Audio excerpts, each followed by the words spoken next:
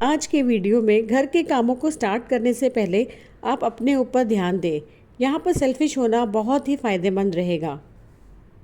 मैं हमेशा सोचती थी कि घर के काम बहुत ज़्यादा इम्पॉर्टेंट है और अपने लिए कभी भी ध्यान नहीं दे पाती थी।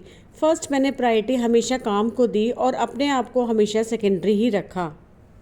लेकिन कुछ time saving home making tips अपनाकर हम अपने ऊपर भी ध्यान दे सकते हैं और अपने घर को भी हम ठीक से रख सकते हैं।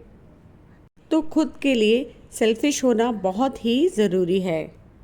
तो थोड़ा सा बेसन और हम इसमें मिक्स करेंगे हम थोड़ा सा चावल का आटा, और इसमें आप दूध भी डाल सकते हैं, नहीं तो मैं इसमें गुलाब जल डालती हूँ।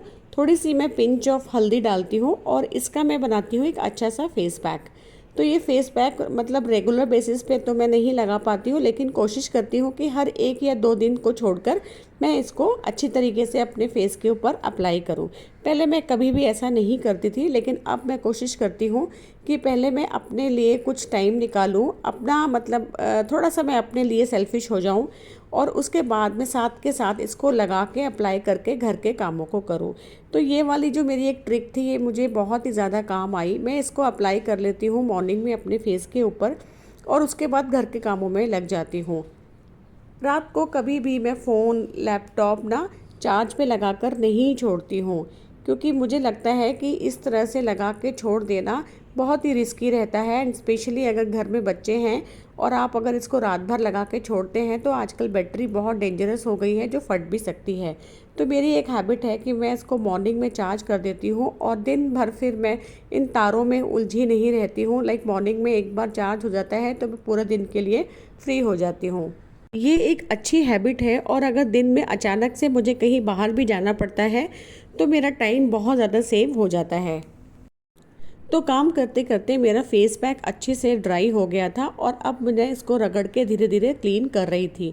और इसको रगड़ के साफ़ करते करते मतलब बहुत सारा चेंजेस जो होता है ना, मतलब मुझे अपने फेस के ऊपर दिख रहे थे, बिकॉज़ काफ़ी दिन के बाद मैं इस तरह से कुछ कर रही थी अपने लिए या अपनी स्किन को पैम्पर कर रही थी।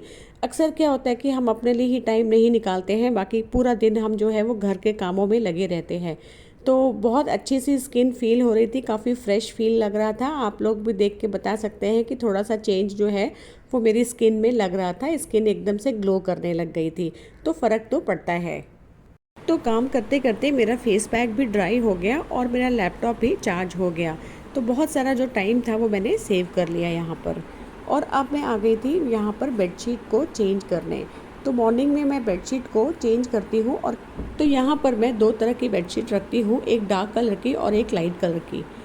तो जो डार्क कलर की बेडशीट है उसको मैं अच्छी तरीके से साफ़ कर देती हूँ और ये वाली बेडशीट जो है वो मैं उसको पूरा दिन बिछा के रखूँगी, लेकिन नीचे इसके ऊपर मैं बिछाऊँगी एक लाइट कलर की बेडशीट।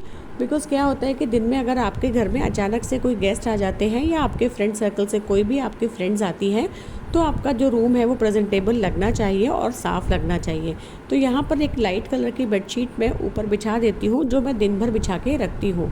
रात को जब हमको सोना होता है या यूज़ करना होता है तो ऊपर वाली बेडशीट को मैं हटा देती हूँ और नीचे जो मेरी बेडशीट है वो बिछी है। इससे मेरा बहुत सारा टाइम बच जाता है, नहीं तो मुझे 2 बार बेडशीट चेंज करनी पड़ेगी।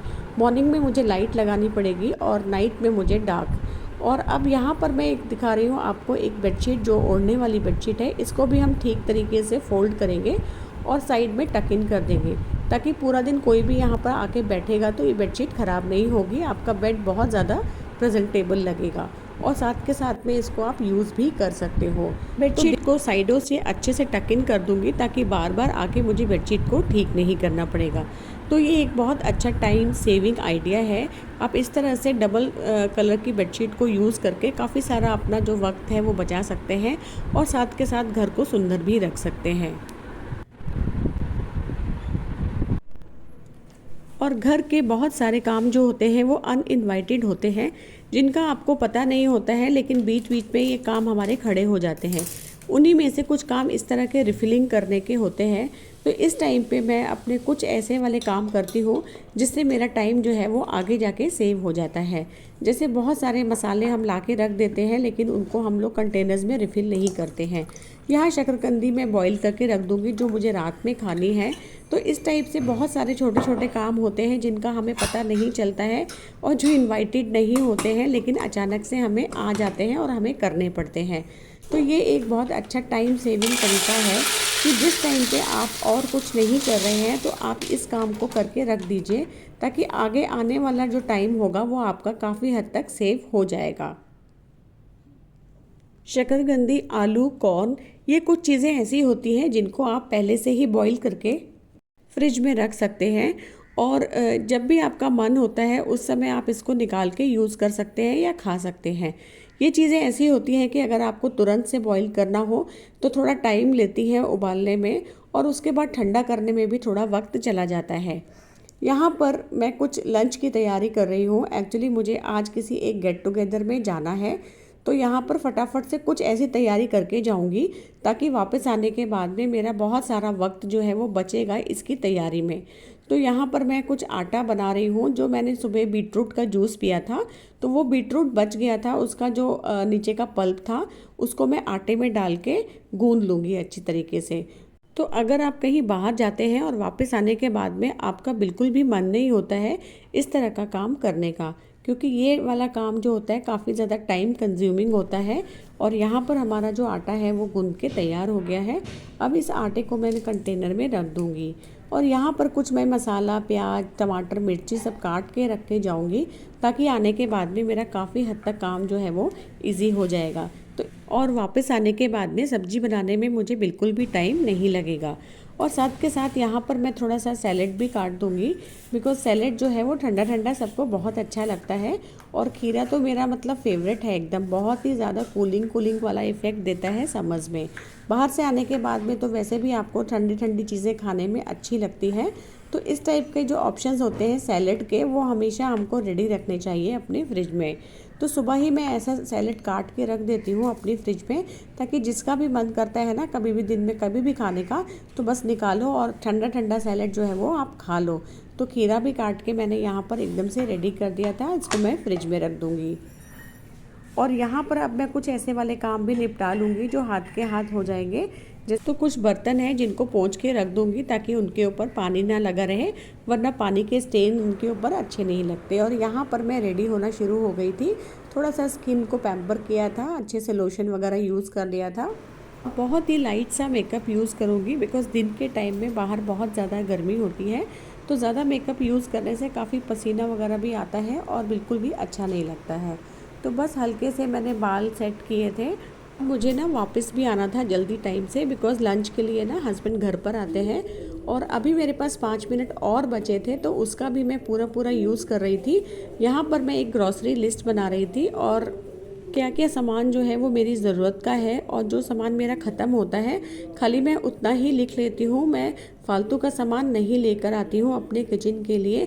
अक्सर अगर हम बिना लिस्ट के जाते हैं ना तो हम लोग काफ़ी सारा सामान जो है वो फालतू का भी ले आते हैं। तो लिस्ट बनाकर रखने से एक फ़ायदा मुझे ये होता है कि जितना सामान मेरा ख़त्म हुआ है उतना ही सामान आता है किचन में। और बहुत सारा सामान लाने से कई बार हम यूज़ नहीं करते हैं और उसकी एक्सपायरी डेट भी निकल जाती है। तो मैं लिस्ट बनाकर अपने फ्रिज के ऊपर उसको लगा देती हूँ ताकि मुझे हमेशा याद रहे कि क्या लाना है। और यहाँ पर मैं वापस आ गई थी तो बस जल्दी से मैंने पहले चेंज किया और यहाँ पर मैं मसाला बना रही थी।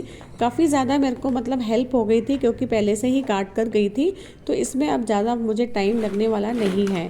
फटाफट से मैंने ये ग्रेटर में डाल दिया था और मैंने आपके साथ शेयर किया था ये वाला ग्रेटर मैंने बहुत ही सस्ते दामों पर लिया था। एक न्यू ऐप है जहाँ से मैंने ये लिया था, अगर आप कहेंगे तो उसका लिंक मैं आपको दे दूँगी।